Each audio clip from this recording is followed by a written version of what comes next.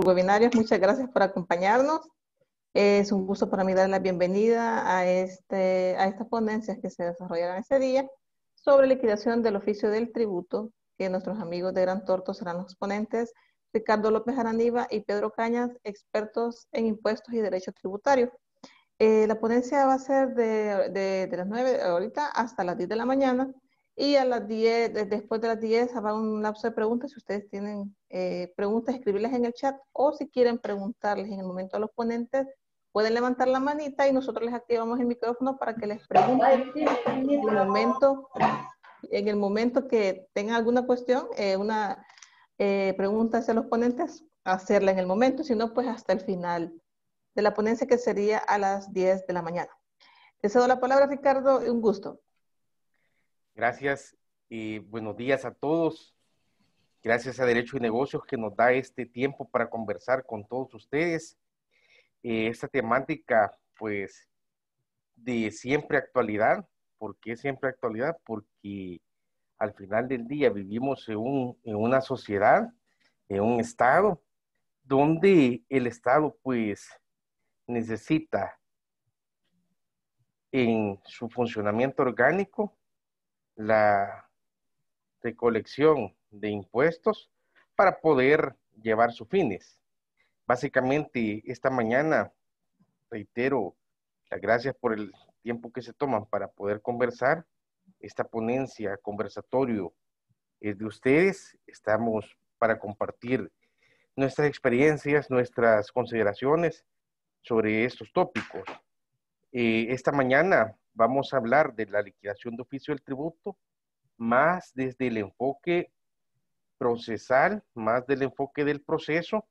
Quizás no vamos a entrar a las minucias de base estimativa, base presunta, base cierta, pero sí queremos hacer énfasis en el cuidado que se debe de tener cuando inicia lo que es el proceso de la liquidación de oficio y los cuidados que debe tener el contribuyente en sus operaciones.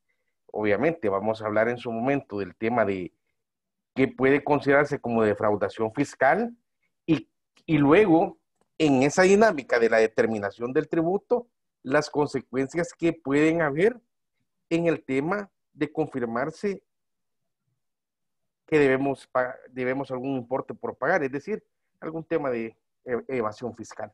Así que estará con nosotros Pedro Cañas, nuestro gerente de impuestos, abogado y notario. Somos Grant Thornton, la línea de Tax and Legal. Nuestra función es proveer servicios de defensa fiscal, derecho tributario, defensa en sede administrativa, hasta la etapa de sede judicial, procesos de recuperación de tributos, tributación municipal, en fin, todo lo que el quehacer del derecho tributario, estamos a la orden. Esa sinergia de especialistas en derecho, especialistas en profesionales de contaduría, la parte de finanzas, haciendo una sinergia, fusión, lo que es el derecho tributario. El derecho tributario, ¿qué es donde se mezcla el presupuesto del hecho generador, derecho, y la determinación del quantum, que es sumar y restar, técnica propia de las ciencias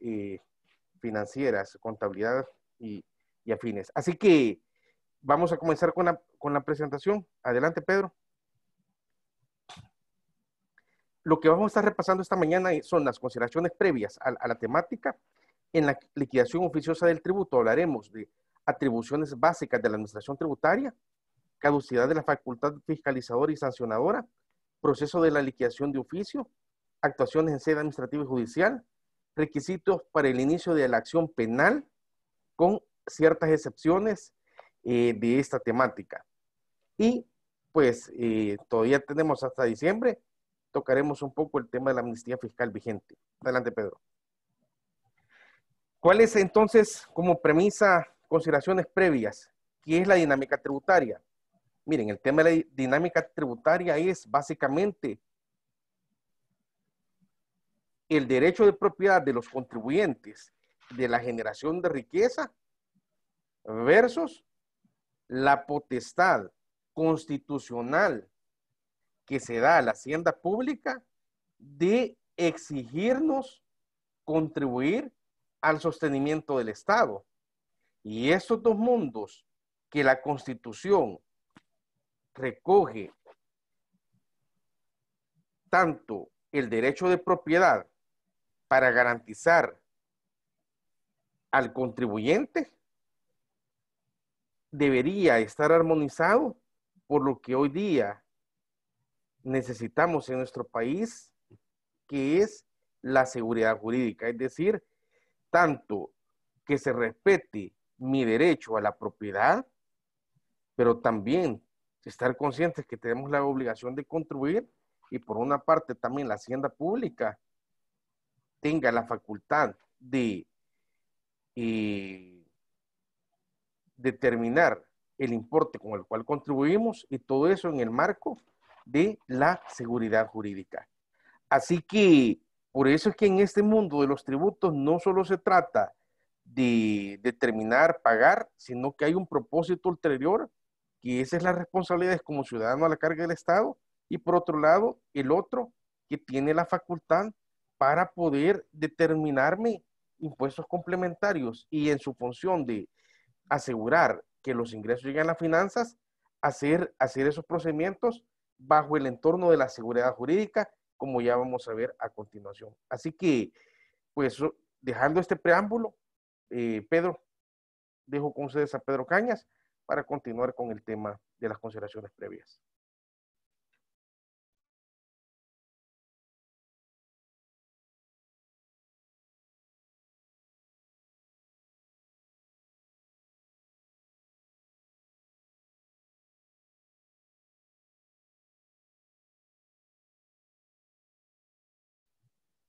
Hola, buenos días. Ahí disculpen que se había silenciado automáticamente. Bueno, muchas gracias por acompañarnos esta mañana. Esperamos que la presentación sea de provecho para todos ustedes. Como consideraciones previas que vamos a ir tocando para posteriormente ir teniendo un mejor entendimiento de todos los temas que vamos a tomar. En principio, ¿qué engloba la seguridad jurídica? Como mencionaba Ricardo, pues son tres grandes ejes que podríamos mencionar, que es el principio de legalidad, la equidad tributaria y el principio de proporcionalidad. El principio de legalidad engloba ciertas características que debe contener, que es como la reserva de ley. El tributo solo puede venir exigido mediante la creación de una ley formal. Debe tener certeza en la vigencia, certeza tanto en la aplicación del hecho generador, el quantum, todos los requisitos que se deben cumplir para que surja la obligación como tal. Verdad material, esto significa que yo tengo que declarar mi real situación tributaria, y por su parte también la administración tributaria debe de ejercer, en caso de tener algún tipo de duda, como más adelante lo vamos a ver, ejercer sus facultades también con la finalidad de establecer mi real situación tributaria y los diferentes hechos o negocios jurídicos que se fueron dando, que dieron surgimiento a la obligación tributaria. Y amarrado con ese tema es la limitación al poder público. La administración tributaria, como ya muchos conocemos, es en base al principio de legalidad, solamente puede hacer acciones que están expresamente contenidas en la ley, y no puede alejarse de estos, tal como lo podemos observar en el artículo 3 del Código Tributario, que rige la operatividad y las acciones de la administración tributaria en la exigibilidad del tributo. Luego, la equidad tributaria, este ya viene también dado incluso desde su formación de ley con la Asamblea Legislativa. Tiene que estar dentro de un marco de capacidad económica, igualdad, progresividad y no confiscatoriedad. Entonces, el tributo lo que tiene que, de cierta manera, independientemente de las diferentes clases que hay, que es impuesto, tasa o contribución especial, siempre está enmarcado dentro del respeto a la equidad tributaria, en donde, por ejemplo, el impuesto solo puede gravar actividades que demuestren una riqueza y no violenten tanto mi derecho de propiedad o la fuente generadora de estos recursos para los cuales yo en su momento tengo que reconocer, un tributo a favor del Estado. Y proporcionalidad, también se entrelazan todos estos principios, más que todo en la intervención del Estado, que debe ser idónea, necesaria y proporcional. Como lo veníamos viendo, no caer en este tema de confiscatoriedad y que me violenten a mí un derecho de propiedad que finalmente no se aleje de la finalidad como tal del tributo. Entonces, ya teniendo como ese parámetro, vamos a hablar acerca de las obligaciones tributarias. Estas surgen de la norma jurídica, como ya lo habíamos hablado, viene dado por la reserva de ley. Solo el legislador puede establecer la obligación de cumplir o de reconocer una obligación tributaria a favor del Estado. Establece la forma de proceder cuando se verifica el hecho generador, que es esto. La misma ley me tiene que dar el método para yo cumplir con esta obligación, tanto en el momento en el que yo tengo que reconocer que ha surgido, en la base imponible para establecer el quantum y la forma en la que yo tengo que cumplir, por ejemplo, mediante la presentación de una declaración o simplemente con el pago y la emisión del mandamiento de ingreso. La ley debe definir la forma de llevar a cabo su cumplimiento, por ejemplo, llevar contabilidad, cumplir con el llenado de las declaraciones y toda esta obligación formal que más adelante vamos a ver.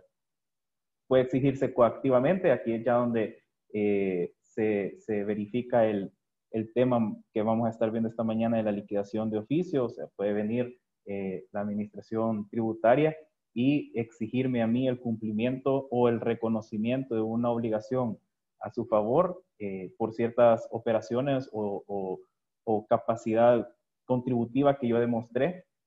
Y por su carácter pueden dividirse en obligaciones formales y obligaciones sustantivas. Entonces, las obligaciones sustantivas son las que la mayoría conocemos, que son de carácter pecuniario. Su cumplimiento conlleva una erogación de una suma dineraria a favor del Estado y lo financian a este. ¿Qué es esto? El impuesto como tal, o el tributo, la tasa, es donde yo tengo que reconocer una erogación a favor del Estado. Este es el cumplimiento como tal de la obligación sustantiva. Y la obligación formal es accesoria a la obligación sustantiva y es la que me permite a mí facilitar el cumplimiento de esta obligación sustantiva y al Estado a verificar el cumplimiento y a tener un control del cumplimiento de estas obligaciones sustantivas. Y su incumplimiento de ambas obligaciones es sancionable, pero aquí hacemos referencia a que también la obligación formal es sancionable, entonces se tiene que verificar el cumplimiento de ambas. Entonces, aquí es donde viene ya la liquidación del tributo, que es donde el Estado verifica que yo haya cumplido tanto con la obligación sustantiva y formal, y es el acto con el cual se me determina el importe de la deuda tributaria o bien de la sanción por el cumplimiento de la obligación formal. Entonces, en la liquidación de las obligaciones sustantivas es el acto en el cual yo determino la obligación que ha surgido a favor del Estado y determino también el quantum del tributo. Y este se da una vez verificado el hecho generador. Yo ahí calculo la base imponible y puedo hacer la cuantificación económica del tributo para su pago al fisco. Entonces, en la liquidación podemos dividir dos grandes secciones. Tenemos la autoliquidación, que es la propia declaración tributaria, la realiza el sujeto pasivo en el plazo que ha otorgado la ley. Como ya veníamos diciendo, la ley tiene que definir la forma en la que yo voy a cumplir esta obligación tributaria y su no presentación es sancionable. Entonces, la autoliquidación es cuando yo lleno mi declaración, la presento al fisco y yo estoy declarando bajo juramento que las operaciones que contiene esta declaración que yo le estoy manifestando al fisco son ciertas y que el tributo que surge de esta autoliquidación es la que a mí me corresponde pagar. Y tenemos la liquidación de oficio, que este es el acto de fiscalización como tal de la administración tributaria. Y más adelante vamos a ver que la facultad en sí de fiscalización subsiste 3 años. Más adelante vamos a ver los temas de caducidad. Entonces, la liquidación de oficio surge cuando yo he presentado la declaración y la administración tributaria no tiene certeza o tiene dudas sobre la veracidad de la información que contiene esta declaración, o bien que yo no la he presentado y me está exigiendo la presentación de esta. Sí, ok. Pedro, un comentario. Vaya, en este momento, y es importante hacer énfasis de que el Código Tributario, en su artículo 150, determina como derecho del contribuyente la facultad de autoliquidación del tributo. Es decir, en la dinámica de nosotros aportar al sostenimiento del Estado, es un derecho el cómo nosotros vamos a determinar ese importe con base al presupuesto del hecho generador. Pero yo tengo esa facultad. Así pues, ¿qué pasa hoy día con las declaraciones electrónicas? Fíjense que, y este es un comentario, sé que hay muchos profesionales del derecho en este momento, el derecho en El Salvador, probablemente por todo lo que vivimos como país y anhelamos el estado de seguridad jurídica, garantizar el derecho de la persona, por sobre todo, y de a poco vamos llegando a estos temas de derecho también, que es el tema de cómo tributar. ¿Quién ha entablado una demanda contra la administración tributaria por violentar el derecho a la autoliquidación? Al día de hoy no ha existido un pronunciamiento, una demanda contra ello. ¿Y por qué les comento esto? Porque si bien es cierto, el mecanismo de la declaración sugerida en línea o el mecanismo que en línea vamos a presentar nuestra liquidación, la administración tributaria lo tiene bloqueado para que únicamente se dé por presentada la liquidación si yo pago, cuando en realidad la determinación y el pago son dos cosas diferentes. Y entonces, de una forma sutil, no nos damos cuenta de que se nos ha privado de nuestro derecho como tal a la autoliquidación. Claro está, hay una facultad que la administración tributaria va a ponernos a disposición todos sus medios para poder cumplir con nuestras obligaciones, pero eso no le faculta a que nos limite derechos. ¿Qué pasa entonces en el caso de que en el formulario la determinación del impuesto no es conforme a derecho, como pasa con la contribución especial a grandes contribuyentes, donde forzosamente nos mandan una determinación del impuesto más desde un criterio meramente de impuestos sobre la renta que un criterio de lo que persigue o de lo que se logra advertir persigue este tributo, que en este caso esta contribución especial. ¿Cuántos de ustedes, cuántas compañías no se han visto sometidas a que automáticamente la contribución especial queda tasada y no hay forma de poder liquidarla por separado, no hay forma de cómo presentar la declaración sin ese importe y no hay forma de determinar la real situación de esa contribución especial? Haciendo un paréntesis por lo importante de lo que es esta contribución a grandes contribuyentes, uno de los mayores problemas que hemos advertido en la redacción de esta ley es que concurren términos técnicos como la palabra ganancia neta. ¿Y qué pasa? El Código Civil nos da lineamientos de qué es la ley, que debería entenderse por la ley, los conceptos de la ley, y hay algunos apartados que hablan que cuando la ley no sea clara en su redacción y utilice palabras de otras ciencias, se deberían de atender a esos conceptos de esas otras ciencias. La gran pregunta es acá, y como decía Pedro al inicio, la ley de contribución a los grandes contribuyentes determina precisamente con exactitud como una de las características que la sala de lo contencioso se ha pronunciado ya en jurisprudencia, hablando de que en el derecho tributario la seguridad jurídica y debería de velar por lograr, sin llegar a ser casuística, pues también la ley no puede ser casuística, determinar de la forma más taxativa el hecho generador. En este caso ha quedado un vacío, en nuestra opinión, y lo vamos a explicar por qué, cuando se habla de ganancia neta.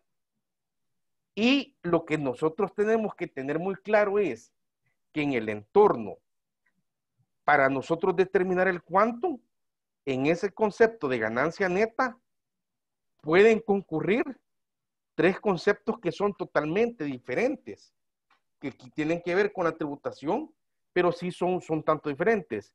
No es lo mismo ganancia neta a renta neta o a utilidades. Cuando nosotros vemos el espíritu de diferenciar la contribución especial a los grandes contribuyentes, sé que hay procesos de que si este tributo es constitucional por un tema de caja, administración y otras especialidades, quizás no voy a entrar tanto al tema de la especialidad de los enfoques de caja y la especialidad que debería de tener y la aplicación. Voy a centrarme en el marco técnico de la dinámica del tributo y su determinación del quantum. Es que el impuesto sobre la renta grava la obtención y la determinación de la renta neta. Como muchos de ustedes sabrán, veo muchos colegas acá y amigos, y amigos abogados, amigos en derecho, amigos de todas las profesiones que están concurriendo en esta sesión. Los criterios para determinar la base, hay criterios de patrimoniales, hay criterios de renta, hay criterios de consumo o hay criterios de simplemente tradiciones de dominio o tradición de cosas. O sea, no, al final del día, los indicadores en los cuales se va a determinar la base imponible en el derecho tributario no solo están centrados en uno, sino que pueden ser varios dependiendo de la manifestación de riqueza que se pretende gravar. Y es ahí donde, por ejemplo, en el impuesto, los impuestos directos, que son los que pegan directamente al patrimonio, el ejemplo por excelencia es el impuesto sobre la renta, que grava directamente el patrimonio o su afectación patrimonial de la renta neta que se habría determinado en la producción de la renta obtenida en el ejercicio por parte de un contribuyente. Y tenemos, por ejemplo, el caso de los impuestos indirectos, que al final del día el que aparece como sujeto pasivo no es más que un mero colector del impuesto que debería pagarle otro al Estado o tributo que debería pagarle, porque en el caso de la contribución especial y la que se acaba de ir de la telefonía al final, eran impuestos del consumo que iba a pagar el consumo final y donde el potencial sujeto pasivo o ente colector nada más era un paso hacia las arcas del Estado. Esos impuestos indirectos, como el IVA y la contribución especial, tienen como indicador de la capacidad económica la tradición de dominio, la verificación de esos hechos generadores, a diferencia del impuesto sobre la renta, que es la obtención de riqueza. Es decir, al IVA no le interesa si ganamos o perdemos. Al IVA lo que le interesa es cuánto se valora la manifestación de riqueza en la tradición de dominio de bienes muebles. Y sobre eso se aplica la alícuota. Así pues, en esta dinámica de determinar qué es cada tema, podríamos llegar a decir, bueno, entonces la contribución especial es diferente y debería serlo si acaso llegase a pasar y seguir en el tiempo esta tributación. Se podría decir, bueno, entonces la contribución especial es diferente del impuesto sobre la renta porque no grava la misma base. Y eso es lo que esperaríamos, que no gravara la misma base y manifestación de riqueza del impuesto sobre la renta. Pero la práctica ha sido todo lo contrario. nos hemos visto sometidos a básicamente estar en una especie de doble imposición, porque la base imponible de la contribución especial casi viene siendo la renta neta para efectos del impuesto a la renta, y no el espíritu que en teoría perseguía el legislador, que era gravar esa manifestación de riqueza materializada en aquellos que obtenían ganancias netas mayores a $500,000. Y es que en esa dinámica de lo que se quiere grabar a esos grandes contribuyentes, es decir, aquellos que tienen la suerte de tener incrementos patrimoniales o indicadores de incrementos patrimoniales arriba de $500,000, ese concepto, en nuestra opinión, está más vinculado al ánimo mercantil de las sociedades, el código de comercio. Y bueno, el código de comercio no solo regula a las sociedades per se, sino que regula también a los comerciantes individuales. Pero digamos, el concepto ganancia en la legislación salvadoreña como manifestación de capacidad económica que se va a vincular al tributo, lo encontramos de primera mano en el Código de Comercio. Esa obtención de ganancia, esa utilidad excedente, esa obtención de utilidad. ¿Cuál es el fin último? Pues el ánimo de lucro. Y es que entonces en el ánimo de lucro, aquellos que tienen ingresos como ganancia neta, perdón, mayores a $500,000, y es que debería de ser la base de la contribución especial. Así pues, en resumen, la contribución especial, nosotros debería liquidarse con base a la ganancia neta, no entendiendo esta como la renta neta menos el impuesto sobre la renta, porque son dos cosas muy diferentes, y a la vez debería de permitirse a los contribuyentes la autoliquidación del tributo. Será entonces en este parámetro, después de la autoliquidación, que si en todo caso hay dudas, existen inquietudes de la administración tributaria para la autoliquidación, perfecto, que se abra proceso de fiscalización que llegue a la liquidación del tributo. Pero ese es de los problemas, y más cuando el Código de Comercio habla que los contribuyentes determinarán al final del cada año el estado de pérdidas y ganancias, donde van a determinar las utilidades, y las utilidades que al final del día viene siendo esa masa que va a ser distribuida en dividendos para los accionistas, que finalmente se convertirán, con la salvedad de que habla de que el marco de referencia para determinarlo es las NIF, y el marco NIF no habla de gastos deducibles y no deducibles. El marco NIF habla de todas aquellas partidas que van a determinar el resultado del ejercicio para determinar esa base. Con la salvedad, es decir, alguien pudiese preguntarse, y los dividendos, ¿cuál es entonces para repartirlos? ¿Cuál sería la base? La base de la renta neta, la base de la ganancia neta.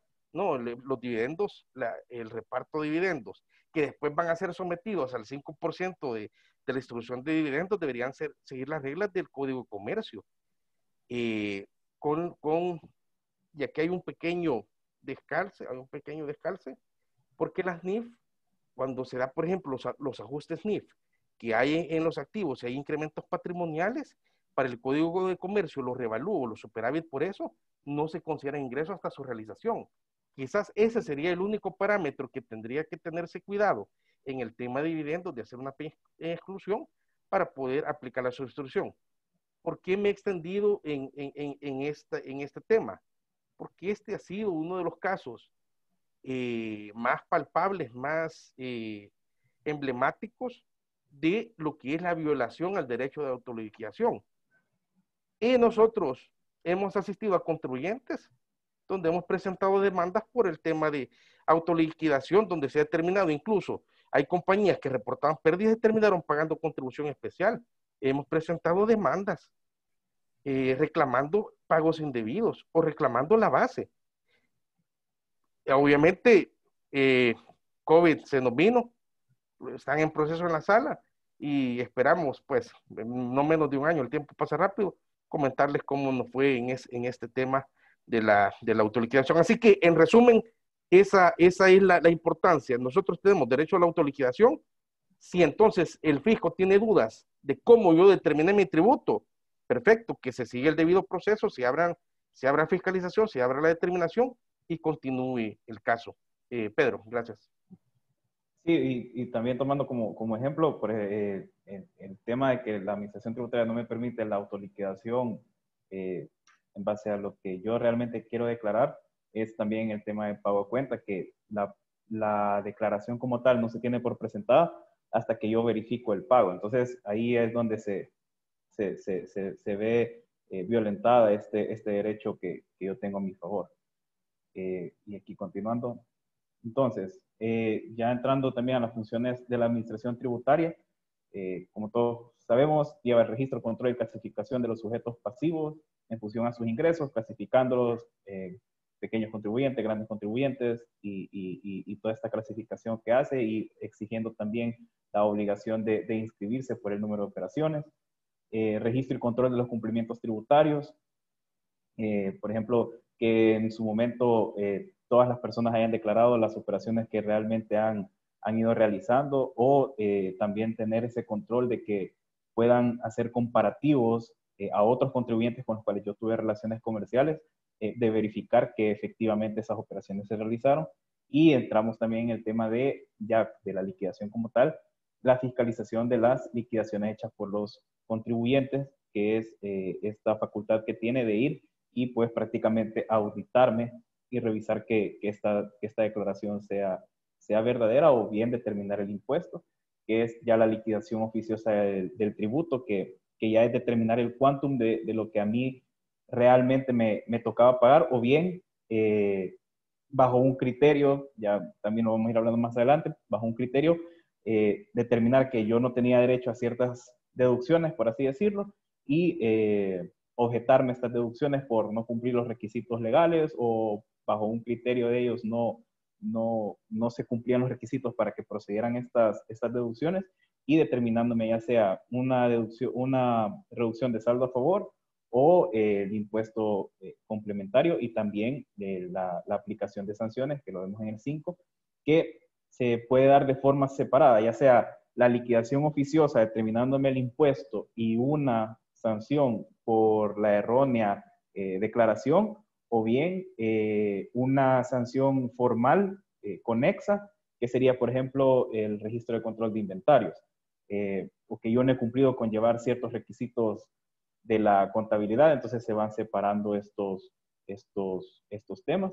Y el cobro administrativo del impuesto, que esto ya lo vemos mediante la Dirección General de Tesorería, que se sigue el proceso administrativo una vez la liquidación oficiosa o la resolución en la que se determina el impuesto, la resolución de tasación, adquiere firmeza en sede administrativa, puede la DGT iniciar el cobro del impuesto, independientemente si yo he iniciado el proceso judicial correspondiente. Ya será el juzgado o la Cámara en su oportunidad determinar si procede la medida cautelar de detener el cobro administrativo, o bien que yo me acerque a la DGT y asegure el pago de la deuda para detener este cobro.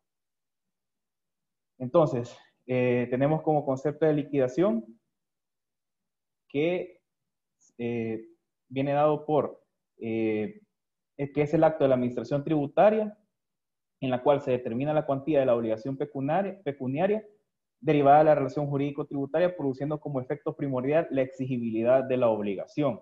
Entonces, mediante la resolución en la que se tasa el impuesto, ya la DGI, si tanto yo no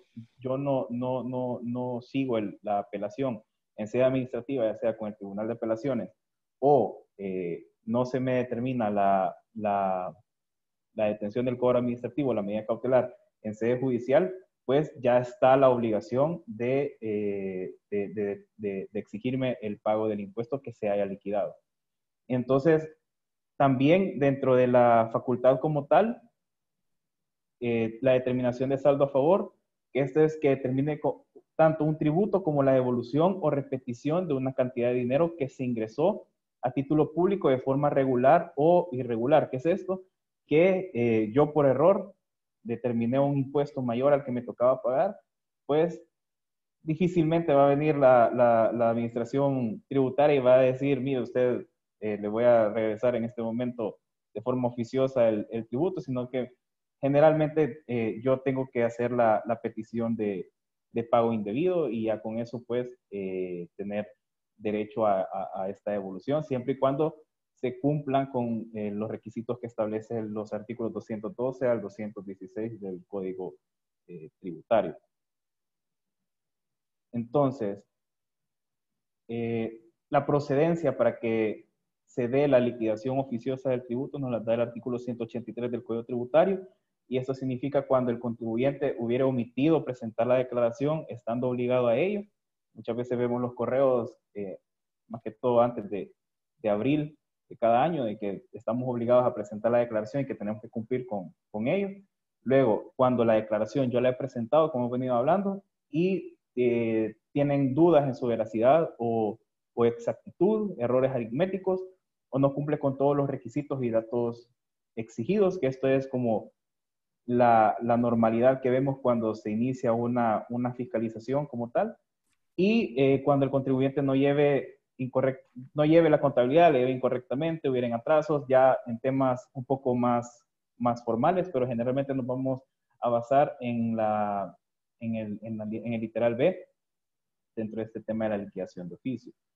Más adelante vamos a ver que hay ciertos temas de agotamiento de la vía administrativa para que procedan ya sea acciones penales como tal o las acciones de cobro. Entonces, la facultad la facultad fiscalizadora y sancionadora caduca en 3 años cuando yo he presentado mi declaración dentro del plazo. Y 3 años contados a partir desde el momento en que yo presenté la declaración. También caduca en 3 años la determinación del tributo que corresponda con base a estas liquidaciones que había presentado en tiempo para la imposición de sanciones conexas o imposición de sanciones aisladas. Entonces, estos 3 años y la determinación tanto del tributo como de las sanciones viene amarrado a la fecha en la cual yo presenté en tiempo la liquidación, dentro del tiempo que me establece la ley. Yo cumplí con la obligación de presentar la declaración correspondiente y prácticamente en 5 años para ejercer todas estas mismas dinámicas cuando yo hubiera omitido presentar la declaración, y también tienen 5 años para requerirme la presentación y pago del tributo cuando yo no haya cumplido con esta obligación formal de declarar mis operaciones ante el fisco. Tal vez un paréntesis, Pedro, en la anterior diapositiva, es la importancia de los efectos de modificar declaraciones. Y sobre ese tema es que, por ejemplo, si yo presenté la liquidación del impuesto sobre la renta del año 2019, vamos a hablar mejor del 2018, que se vencía el plazo el 30 de abril 2019, básicamente a partir del 30 de abril 2019, yo debería contar 3 años para que caduque la facultad de la administración tributaria sobre el vencimiento de esa declaración. Pero si nosotros modificamos la declaración 2018 hoy en el año 2020, por ejemplo, a partir del 2020 en adelante, se correrían los 3 años para la caducidad de ese ejercicio de impuesto a la renta del año 2018. Por otra parte, siempre en el tema de modificación de declaraciones hay que tener especial atención que nosotros en realidad podemos modificar declaraciones que aumenten el impuesto a pagar cualquier momento. Básicamente la ley nos restringe cuando se determina. Pero para modificar declaraciones en las cuales vamos a determinar un saldo a favor o el aumento del saldo a favor, básicamente para que se tengan por presentadas, según el Código Tributario, debe existir autorización por parte de la Administración Tributaria. Y fíjense que acá, compartiendo un poquito de la experiencia que hemos tenido en este tema, la verdad que la Administración Tributaria puede hacer que no le interese mucho cuando modificamos de acelerar el proceso de validación. Y es que entonces nos hemos enfrentado de casos, hemos visto compañías que se han presentado declaraciones modificatorias de IVA, por ejemplo, de impuesto a la renta, más que todo de IVA, es lo más común, donde se determinan saldos a favor. Resulta que en los procesos de reintegro de devoluciones y exportaciones, a pesar de que estén presentadas las declaraciones fuera de tiempo, incluso pudiesen haberse pagado la sanción por la extemporaneidad, estas no se tienen como presentadas sin que medie la revisión de la Administración Tributaria. Por eso es interesante que en cada paso particular se estudie y, de ser necesario, nosotros motivemos, mandemos un escrito para que la Administración Tributaria se pronuncie sobre lo que hemos modificado. ¿Para qué? Para tenerlas por válidas y que no nos vayan a afectar en otros procesos que podamos estar llevando. Así que esa aclaración, creo, vale la pena hablar, porque a partir de que la declaración modificatoria se tenga por presentada o que quede por presentar esa declaración, partirían los 3 años que bien ha comentado Pedro. Gracias, Pedro. Okay, gracias.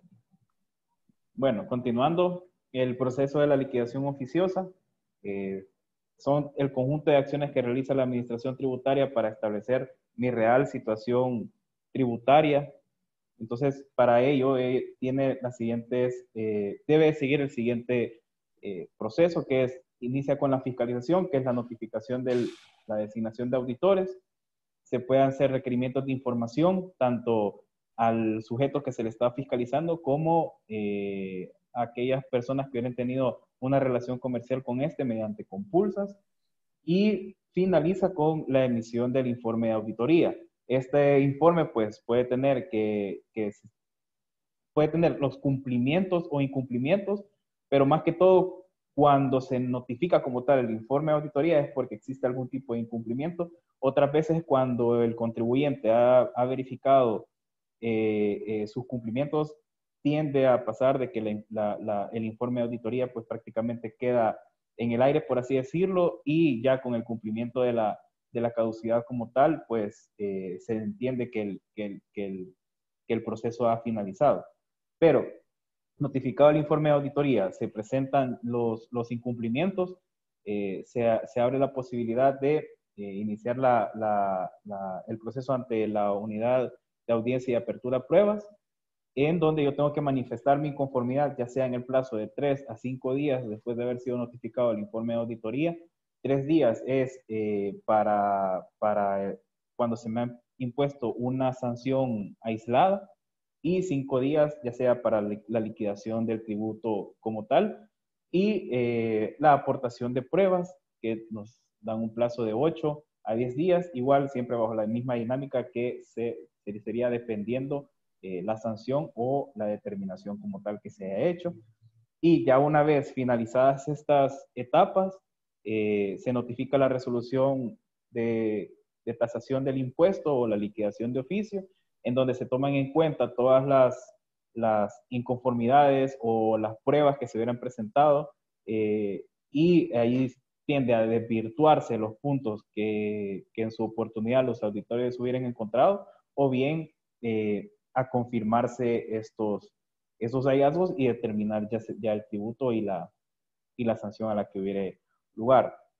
Una vez notificada esta resolución, el contribuyente posee 15 días para interponer el recurso de apelación, siempre en sede administrativa, ante el Tribunal de Apelaciones de los Impuestos Internos y de Aduanas.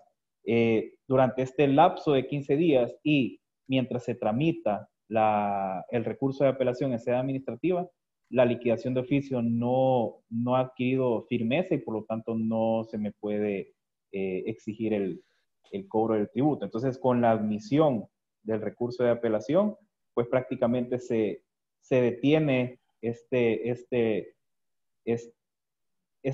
lapso de tiempo en el cual se va a entender como como que ha adquirido firmeza la determinación y se sigue el procedimiento como tal ante el Tribunal de Apelaciones. Sí, comentario, Pedro, atrás, porfa. Vaya, ¿cómo distinguir en las diversas actuaciones que se le faculta a la administración tributaria de fiscalizar que estamos ante una fiscalización como tal o estamos ante un proceso de revisión que al final del día termina en lo que todos conocemos como los famosos exhortos o los procesos de los fedatarios? En realidad, un proceso de fiscalización tiene que tener la solemnidad, si le podemos llamar así, de que hay un auto de designación a auditores y expresamente se le notifica al contribuyente que se inicia un proceso de revisar el cumplimiento tributario, un proceso de fiscalización sobre el impuesto sobre la renta, el impuesto de IVA o el tributo que se esté revisando. Es decir, sí tiene que seguir esa formalidad de notificación y claramente decir que se está iniciando un proceso de fiscalización para que estemos hablando de que vamos a llegar a una liquidación del tributo. ¿Qué pasa con el tema de las revisiones cuando los contribuyentes quizás hay temas de que no presentan libros, hay un tema de no ha presentado declaraciones tributarias? Si hay una oportunidad de solventar y entonces ahí viene el tema de aplicar atenuantes. Más bien, si vienen estos seguimientos como control al cumplimiento, pero de ese control, de esa notificación, al final del día hay una especie de notificación de seguimiento de revisión del cumplimiento, eso no deriva en sí mismo en una liquidación de oficio. Obviamente, si nosotros no le presentamos la información a la administración tributaria, si no atendemos los requerimientos, primero hay sanciones aisladas porque no hemos cumplido con lo que dice el Código Tributario y las facultades que está de proveer las informaciones a la administración tributaria, y de eso podría dar lugar a lo que ya es el inicio de una fiscalización. Esa es la distinción específica. Es decir, cuando tengamos la administración tributaria en nuestras oficinas, es porque hay un autodesignación con las formalidades del caso, dice expresamente qué fiscalización del tributo que va a hacer. Ahora bien, ¿por qué hemos tratado de hacer una distinción en esa línea horizontal y ustedes logran notar un punto que cambia de color? Porque en la dinámica de la facultad de fiscalización, en el camino al llegar a la liquidación de oficio, básicamente hay dos procesos, se pueden distinguir dos procesos. El uno que va de la fiscalización, que básicamente llega a este punto que hemos marcado en color rojo, para, nada más para propósitos ilustrativos, que llega al punto rojo, donde se emite el informe. Básicamente, con el informe de auditoría notificado, se acaba la etapa de fiscalización e inicia el subproceso o el siguiente proceso de ya la determinación de la liquidación del tributo. Por eso es que queremos hacer conexión y énfasis a lo que pasó hoy en esta situación COVID, cuando se suspenden plazos. Fue bastante interesante que en el articulado que suspendía los plazos, se suspendían los plazos que una vez había sido notificado el informe de auditoría, básicamente, y en eso vino los temas de pandemia, se suspendió el plazo de que había de apertura a prueba o de manifestar oposición, pero se suspende como parte del subproceso a la liquidación. Nosotros no vimos eso para el caso de aquellas auditorías que quedaron abiertas. Básicamente, ellas pudieran haber seguido y correr la suerte que llegado el 30 de abril, si me estaban fiscalizando, por ejemplo, el ejercicio 2016, básicamente habría fenecido la facultad de fiscalización. ¿Qué pasó? Por eso es que todos aquellos autos que se notificaron muy cercano cuando se da la suspensión de plazos, básicamente se ve un subproceso que es el que ya va encaminado a la liquidación de oficio. Bueno, continuemos, Pedro. Ok. Gracias. Entonces, como les comentaba, se interpone el recurso de apelación Y aquí es donde ya vemos también una diferencia en tanto en sede administrativa como judicial. Yo apelo ante el Tribunal de Apelaciones las resoluciones que no sean recurridas en el término de ley, o sea, dentro de los 15 días, se van a tener por definitivas y pues ya puede iniciar el cobro de la determinación que se hubiera hecho. En este tema de recursos estamos en una ley especial, que es la Ley de Organización y Funcionamiento del Tribunal de Apelaciones de los Impuestos Internos, y aquí se desglosa el trámite tanto de la interposición del recurso. Una vez admitido, se requieren los expedientes a la administración tributaria, se pide el informe justificativo. Una vez recibido estos dos actos, se abre a pruebas por el plazo de 5 días contados a partir de la notificación del auto que abre esta etapa. Y posteriormente, ya cumplido con la presentación del escrito de pruebas o la aportación de pruebas que en su momento no hubiese sido correctamente calificada durante la etapa ante la DGI, o prueba que podría sustentar los argumentos que se estarían debatiendo, ya posteriormente notifica el Tribunal de Apelaciones los alegatos finales, que es por el plazo de 8 días, y pues posteriormente ya queda la apelación para el fallo. Una vez notificado el fallo del Tribunal de Apelaciones, se tiene por definitivo en sede administrativa, como lo habíamos hablado un poco antes, y ya se pueden iniciar pues las gestiones de cumplimiento coercitivo como tal de la administración tributaria. Para acceder a la sede judicial contencioso administrativa, pues conocerá de las actuaciones u omisiones de la administración pública. La competencia del tribunal va a estar sujeto tanto a la cuantía de la pretensión, ya sea que conozca el juzgado o la Cámara en su momento, y pues declarará la legalidad o ilegalidad del contenido o del acto que se encuentra dentro de tanto en la resolución de tasación emitida por la DGI como en el fallo del Tribunal de Apelaciones. Entonces, ya entrando en temas como tal de la exigibilidad del cumplimiento del tributo o de los hallazgos que se hubieran advertido dentro del proceso de fiscalización, entramos ya a temas que entran ya que se relacionan más que todo con el índole penal. Entonces, cuando se den casos de delitos de defraudación al fisco, en los que no se necesita agotar la vía administrativa y serán remitidos a la Fiscalía General de la República, será en el delito de evasión de impuestos, que más adelante vamos a ver algunas excepciones, aprobación indebida de retenciones y percepciones, obtención indebida de reintegros o devoluciones y falsedad de documentación. Entonces, dentro del proceso como tal de que ya se dé aviso de un posible cometimiento de delito penal, pues también se tiene que seguir las reglas del debido proceso.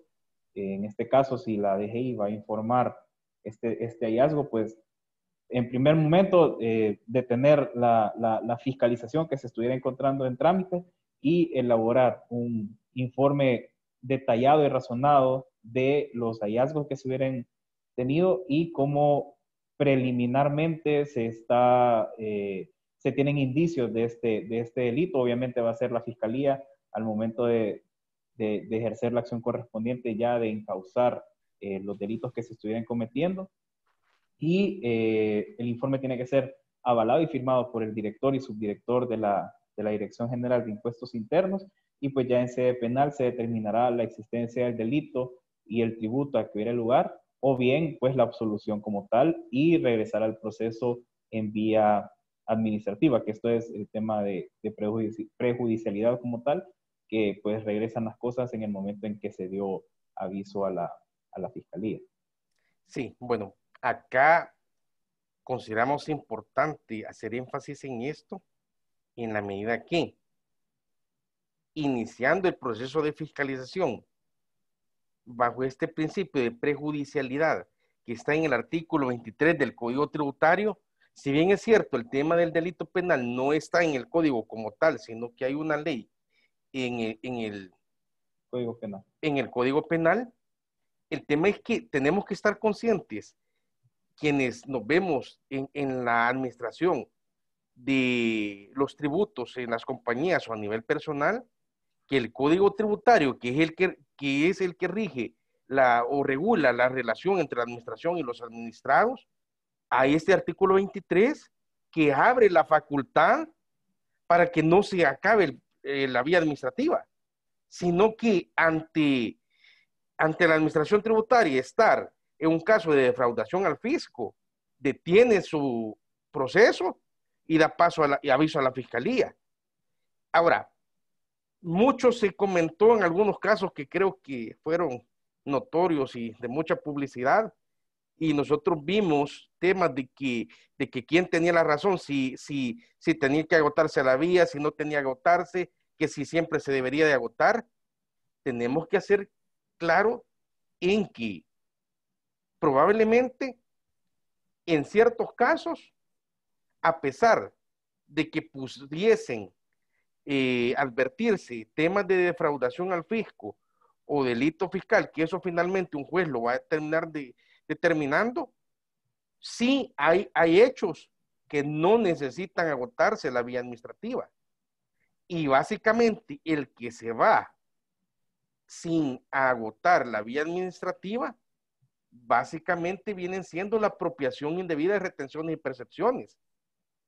Y eso hay que tener mucho cuidado porque como sujetos pasivos somos solidarios cuando el hecho generador se nos manda a retener. Entonces, tenemos que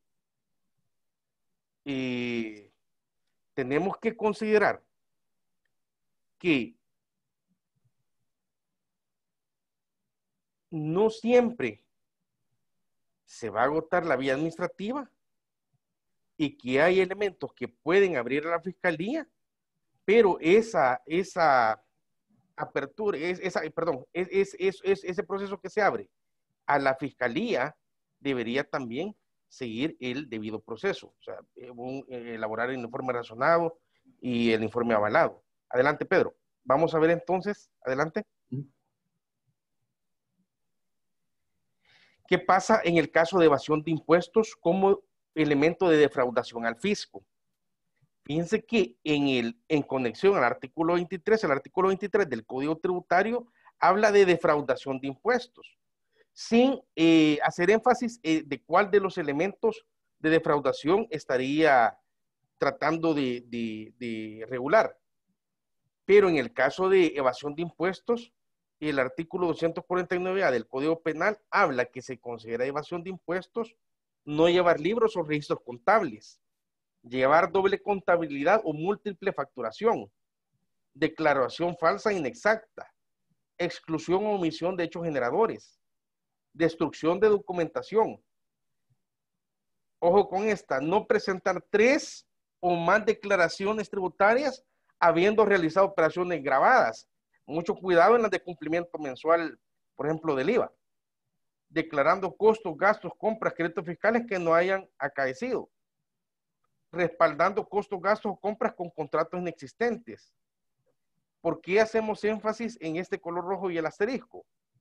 Porque de esos elementos de evasión de impuestos, si la administración tributaria en su ejercicio de facultad de fiscalización es conforme a derecho que el 3, el 4 y el 7, sí, ya hay jurisprudencia que habla que tenga que agotar la vía administrativa.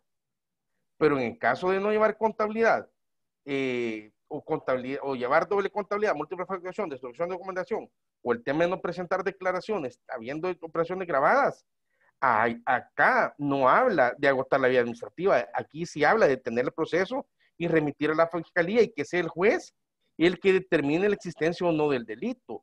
Y esos pequeños cuidados es el que nosotros deberíamos de tener en nuestro cumplimiento del día a día en las organizaciones o a nivel personal que estamos. Igual pasa con el tema, reitero, de las retenciones y percepciones, donde no existe esa facultad de agotar la vía, sino que puede abrirse un expediente, un proceso donde intervenga la fiscalía. Por eso es que la resolución de amparo, en el caso pues que ha salido publicado en medios y muchos los conocimos, en realidad lo que procedió al amparo y que se termina concluyendo que el procedimiento de la administración tributaria estaba fuera de derecho era porque se había tipificado como declaración inexacta, donde sí tendría que haberse agotado la audiencia administrativa. ¿Qué hubiese pasado si el asunto de fondo no hubiese sido declaración inexacta?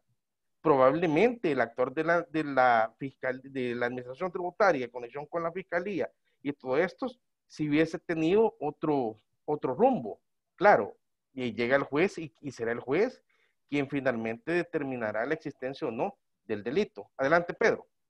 Sí, tal vez solo Sí, como perdón. también comentario, también ya el hecho de que se inicie una acción penal como tal, pues obviamente eleva las alertas y pues es un hecho notorio, pero igual siempre, por el simple hecho de que se hubiera iniciado la acción penal, tampoco quiere decir que ésta se hubiera iniciado bien. Entonces siempre ya será en sede penal que la defensa pues tenga que establecer que la acción penal como tal no fue ejercida correctamente, ya sea por estas excepciones que se tenía que haber finalizado la etapa administrativa como tal. Y en el caso también que comenta Ricardo, pues también es de valorar que en el informe como tal de auditoría, pues se había tipificado ya en sede administrativa una evasión no intencional. Entonces, ya el hecho de evasión no intencional aleja, incluso evasión intencional o no intencional dentro del Código Tributario en sede administrativa, no exige como tal el inicio de una acción penal, pero el hecho de que lo hubieran tipificado como evasión no intencional, pues ya hacía más referencia a que había una inexactitud o una errónea forma de declarar. Entonces, son varios puntos los que se tienen que ir viendo, pues generalmente los que estamos aquí, pues nos podemos encontrar de que vamos a estar del lado pues, de un cliente que eventualmente por X motivo se le inició la acción penal. Entonces tenemos que verificar que se haya seguido el debido proceso para, pues, eventualmente interponer las excepciones que fueran correspondientes ya en sede judicial penal. Correcto.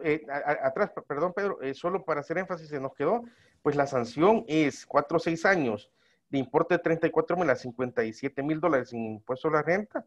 La verdad que los importes hoy con la gloriación y los cambios que hemos tenido, sí, suenan bastante bajos al nivel de económicos que muchos de los que están acá se ven en su día a día o en las empresas que administran. Pero al menos en todo caso, en el peor de los escenarios, al menos hay una excusa absolutoria del artículo 252 que habla que no se impondrá pena siempre y cuando en cualquier momento se paguen impuestos accesorios. Lo complicado de todo esto es, quieras o no, la exposición de tener que lidiar con estos asuntos. Al final del día, si bien es cierto, hay una salvaguarda de que pagando se acaba todo, y quieras o no, hay costos administrativos, hay costos de imagen que pueden verse afectados por estos temas si no se sigue el debido proceso. Pedro, adelante. Así pues, miren, en resumen, el Código Tributario, perdón, el Código Penal habla que es indispensable agotar la vía administrativa cuando se tenga elemento de defraudación al fisco que venga por evasión de impuestos, en el caso de declaración falsa e inexacta, exclusión o omisión de hechos generadores, declarando costos y gastos, compras, créditos fiscales que no hayan acontecido. Es decir, ¿qué es lo que estamos viendo acá? Básicamente lo que en la práctica estaríamos viendo como dudas en la liquidación, es decir, una vez el contribuyente haya presentado su declaración, consigne cifras y surjan dudas, esas dudas, aunque al final del camino pudiese decir que llegasen a dar indicios o llegase a confirmarse el tema de delito penal, estamos ante dudas. Y por tanto, el marco legal habla de someter a agotarse el debido proceso. En el caso de elementos de defraudación, de reintegros, devoluciones, volvemos a ver que surge otra vez el tema de dudas, exclusión o omisión de ingresos, aumento de las operaciones efectivamente realizadas, valores o precios superiores a los que corresponden. Y en el caso de falsedad ideológica, que con especial énfasis en los documentos de IVA, hacer constar datos y cuantías diferentes a los reales, es decir, documentos, en la administración tributaria está ante documentos de IVA donde él duda que si debería haber sido la base imponible mayor o menor o la cuantificación del tributo al aplicar la alícuota no es el que debería ser, ya esos elementos permitirían que el caso, en todo caso, esa duda se disipe y se aclare hasta agotar el debido proceso. Fuera de estos elementos, sí podemos correr el riesgo nada agradable de tener que administrar un proceso de suspensión de la fiscalización y que se abre un expediente para determinar si hay o no tema de delito de evasión fiscal o delito de defraudación a la administración tributaria. Adelante, Pedro. Bueno, y aquí ya para ir finalizando, pues también siempre relacionado con este tema, pues tomando en cuenta que está la amnistía fiscal contenida en el decreto 521, que es la ley especial y transitoria que otorga facilidades para el cumplimiento voluntario de obligaciones tributarias y aduaneras, que pues preliminarmente tenía su finalización en septiembre, pero fue prorrogado hasta el 31 de diciembre de este año. Entonces habilita el pago de tributos originales o complementarios que se adeuden previo al 28 de enero del 2020. Todas estas obligaciones anteriores a esa fecha, ya sea impuestos sobre la renta, IVA, aduanas, pues yo puedo acercarme a la DGT, solicitar pues facilidades de pago, que esto es la exoneración de multas, intereses y recargos, y puedo pues prácticamente acceder al pago en plazos hasta por 8 cuotas. Una vez, si se me ha otorgado el beneficio de pago a plazos e incumplo con uno de estas cuotas, se habilita para que yo pierda el beneficio y pues se me exija el cobro total de la deuda. Entonces, pues mencionamos que actualmente se mantiene esta amnistía, pues por el hecho de que también se puede dar la situación que a veces pueda llegar a ser que el tributo no es tan material como para seguirlo litigando, ya sea ante el Tribunal de Apelaciones o en sede judicial, o bien ya por temas internos, pues tratar de verificar el cumplimiento y ya no tener estos litigios abiertos. Entonces, por eso también lo traemos a cuenta para que puedan también compartirlo pues con sus clientes en el día a día. Y pues hasta aquí estaríamos por el momento. Pasamos con Claudia, si nos hace el favor. Muchas gracias. Hola, hola, sí, hay unas preguntas que han hecho en el chat. Se las leo para que las respondan. Por favor, Claudia. Hola, ¿me escuchan? Ok. Lady dice, en el caso que no se han efectuado las conclusiones por la vía administrativa y Hacienda, pasa el caso a Fiscalía, ¿qué puede hacer el contribuyente? Ya que se ve atropello del proceso correcto que establece el Código Tributario. No bueno, sé si, pues, repito, o se entendió. ¿Cómo no? Sí, creo que más o menos Okay. abordamos ese punto.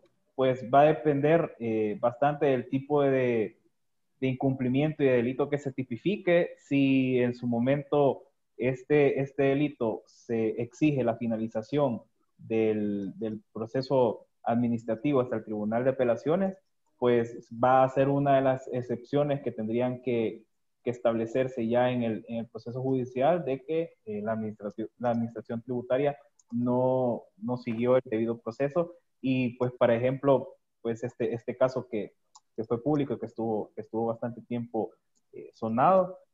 Prácticamente lo que ellos ahí alegaron es de que el delito tipificado caía dentro de unos, dentro de la lista de los que excepcionalmente tenían que finalizarse primero la vía administrativa para ya proceder penalmente, y esa fue una de las excepciones que prácticamente estuvieron planteando en la defensa. Entonces, tal vez solo para concluir o llegar al punto de la respuesta va a depender, o sea, esa violación se va a ver verificada dependiendo del tipo de delito del cual tenga un hallazgo la DGI. Si este delito cae dentro de los que excepcionalmente necesitan terminar la vía administrativa, pues se debe exigir esta excepción, o bien si cae dentro de los que no necesitaban esta finalización en base al principio de prejudicialidad, pues ya serán otros mecanismos de defensa que tendrán que ejercerse ya en sede penal. Sí, y también, como vimos, bueno, fue también temas, hechos notorios, la pronta justicia llegó en esta ocasión, entendemos, se activó la vía del amparo, y el amparo prosperó en sede pues, constitucional por el hecho de que, en efecto, la presunción o la duda que se estaba dando y se creía o se estimaba había un tema de defraudación fiscal, era de aquellas que sí se necesitaba la vía administrativa. Entonces el proceso de amparo viene y dice, no, esto es algo que debe agotarse y se pare en esa línea el proceso. Entonces creo que cada caso, la lección que nos dejan todos estos temas es que en el asunto tributario, en el manejo, es importante tener este conocimiento general, saber que tenemos herramientas y ver cómo se activan. En este caso, finalizando pues la pregunta que plantea Lady, vendría siendo activar esos mecanismos disponibles como el amparo y los procesos, como bien dice Pedro, que pudiesen activarse al momento de esta situación. Ok, muy bien, seguimos con la siguiente pregunta. Dice, cuando un contribuyente no pagó una declaración en el año 1995, dejó de realizar operaciones grabadas como contribuyente porque salió del país. ¿Qué procede en este caso? Bueno, miren, básicamente, entre líneas, vaya, la ley de renta es de 1992. Ya para estas alturas ya tenemos 30 años. Fíjense que cuando uno comienza a estudiar letra pequeña de la ley de renta, pareciera ser, hay unas disposiciones que dice que una vez Ricardo López como salvadoreño presenta su declaración de renta, un año, básicamente que se queda obligado a estarla presentando. Claro está, están las reformas que se dieron de básicamente el aumento a las tablas de retención, que lo que hacían era diferenciar en aquellos que van a estar obligados a la presentación. No está diciendo que no pueden no presentarla, porque muchas personas que a pesar que en sus compañías les retienen renta y la autoliquidación que resulta y el pago anticipado resulta el impuesto que tenían a pagar, siempre suelen presentar la declaración por documentarse para temas bancarios o temas personales que van a tener demostrando su liquidación del tributo. Así siempre queda la facultad, a pesar que le retengan en la compañía, de que usted pueda presentar su liquidación. Y eso está amarrado un poco en líneas de que hay una obligación de, como salvadoreños, de una vez presentamos la declaración, todos los años estarla presentando. Ahora bien, ¿qué pasa cuando ya solo la fecha lo dice, 1995?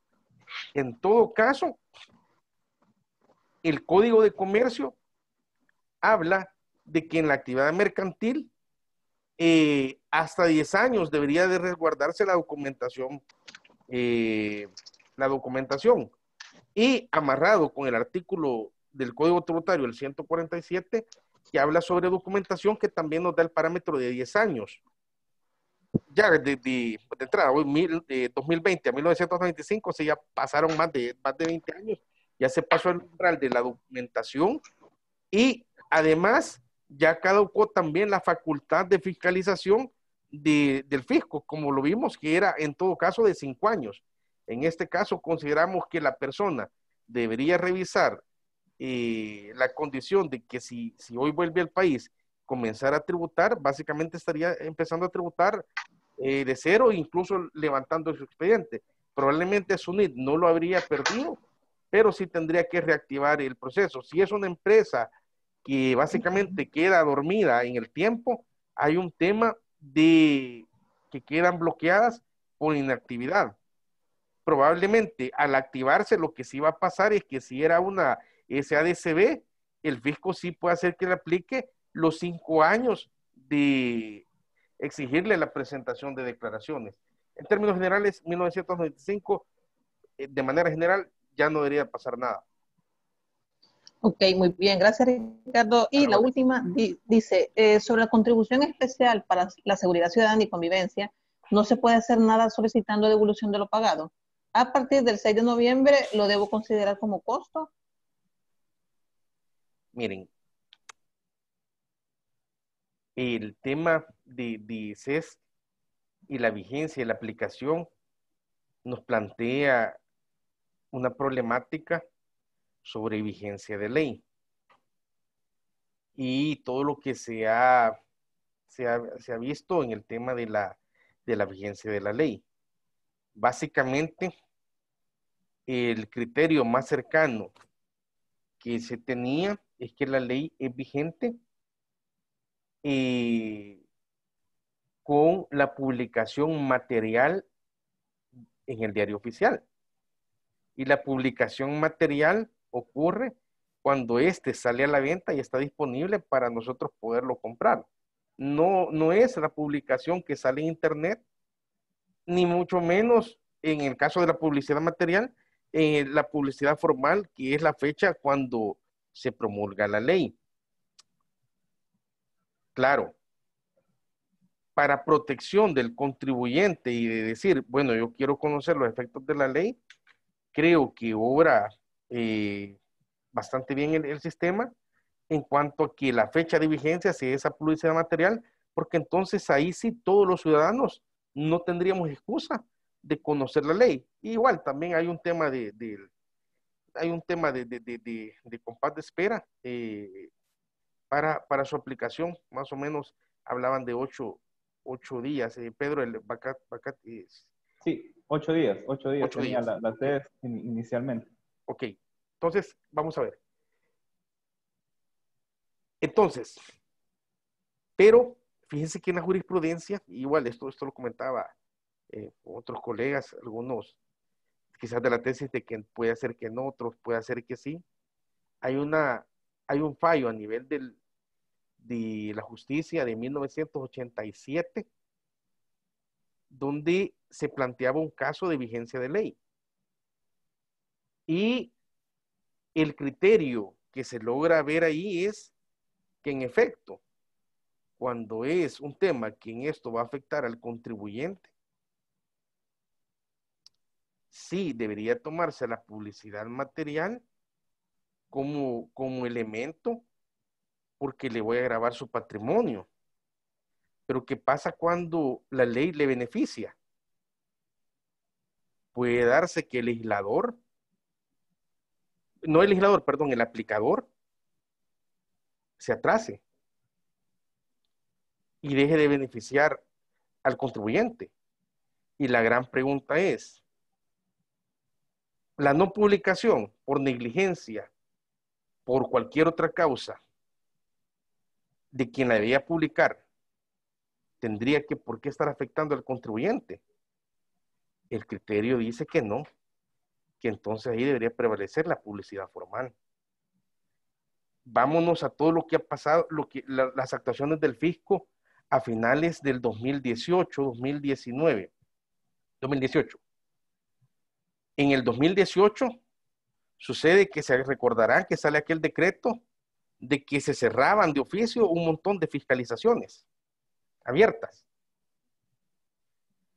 Pero el fisco dijo, bueno, como la ley no salió en el diario oficial, allá por el 12 de octubre todavía estaba fiscalizando cuando la ley decía que se cerraban los casos, la ley formal era el 1 de octubre. Y ahorita los casos están en el Tribunal de Apelaciones, otros están en la Corte y se está discutiendo todavía ese criterio.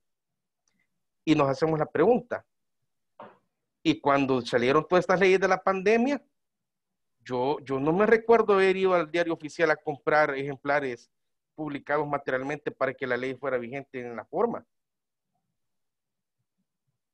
¿Qué pasa ahorita con el tema CESC? Y hay una ley, en la ley de los procesos constitucionales, que habla que una vez en estos procesos de amparos y inconstitucionalidades, la sentencia se publica en el diario oficial y a partir de ahí es su vigencia. Incluso en el fallo donde expulsan del ordenamiento jurídico a la CESC, la sala dice que queda suspendido los efectos hasta el 5 de junio, pero un párrafo antes dice, y se materializará la suspensión cuando sea publicado en el diario oficial. Pedro, ¿cuándo salió publicado en el diario oficial? El martes de esta semana. Martes de esta semana. Martes de esta semana. Y la pregunta es, ¿ya salió a la venta? Entonces, son de esas pequeñas cositas que nosotros como salvadoreños hay una gran tarea pendiente de ordenar de la seguridad jurídica en la tributación, que al final del día nos vienen a afectar, porque este tema, si muchos nos vimos afectados como contribuyentes y como, en este caso, los sujetos pasivos que son los encargados de colectar el tributo, ¿qué hacer? ¿Qué va a pasar si me tocó pagar después de la vigencia? Entonces, la gran pregunta es, todo apuntaría desde nuestro criterio que a partir del 5, al menos con esa publicidad del ministro en Canal 12, en una entrevista de Canal 12, él decía, no, para nosotros ya la CES deja de ser a partir del 5 de noviembre, y además, como la sentencia de la sala fue un hecho notorio y público, eso está en una entrevista de Canal 12, la pueden consultar, para más detalles de las palabras. No quiero poner palabras en expresiones de las autoridades que quizás no haya dicho, solo las cito para referencia de contexto, sería bueno consultar el audio. En esta dinámica podríamos nosotros encontrar, y más, cómo quedaron vigentes un montón de leyes en la pandemia COVID, que no necesariamente hubo un diario oficial circulando, ni que lo pudimos comprar, que podríamos decir que a partir del 5 no está. ¿Qué va a pasar si en el 6 me devolvieron? Yo creo que sí hay elementos para iniciar un proceso de devolución, porque este pago estaría cayendo en aquellos que habrían llegado al Estado de forma indebida, mecanismos de forma indebida, y podría proceder la devolución. No porque ya se decía la inconstitucionalidad del mismo tributo, sino que por la oportunidad de la vigencia de la ley, que en este contexto podríamos decir que sería el 5 de noviembre. Sí, tal vez solo ampliando, en este caso, durante la vigencia, todo lo que yo pague durante la vigencia de la ley como tal, antes de que fuera declarada inconstitucional, no puedo pedir devolución. En todo caso, se habilitaría esta devolución si a partir ya del 6 de noviembre yo la seguía cobrando o reconociendo también al fisco, y ahí ya se habilitaría una devolución de pago indebido, tomando en cuenta que la sentencia como tal mencionaba que la vigencia del tributo llegaba hasta el 5 de noviembre. Entonces, todo lo que yo pague después del 5 de noviembre, sí se habilita esta vía de devolución por pago indebido. Todo lo que yo pagué previo a la declaratoria de inconstitucionalidad, pues prácticamente pues queda ahí regalado. Así que, bueno, agradecemos nuevamente a ustedes por su tiempo, Derecho y Negocios, y estamos a la orden para aquello en que podamos apoyar temas tributarios. Miren, lo mejor busquen especialistas y estamos a la orden. Ricardo, cabalito, muy de 10. Sí.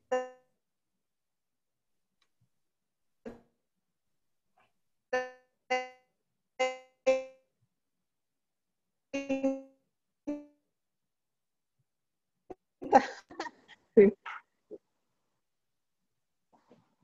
Como siempre, tenerlos en las ponencias, les agradezco, y que son de suma importancia para los empresarios. Gracias a los participantes. Pero no lo digo, Ricardo, permítame. Sí, don, buenos días, agradecidos por el espacio.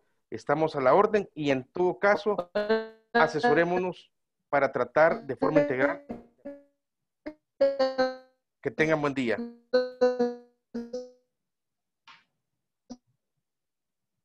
¿Te gusta? Bueno. Chao.